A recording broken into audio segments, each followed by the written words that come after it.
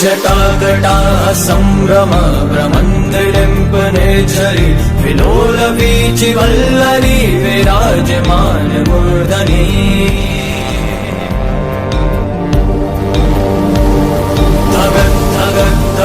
ज्वलल्ललाट पट्ट पावके किशोर चन्द्रशेखरे रति प्रतीक्षणम्।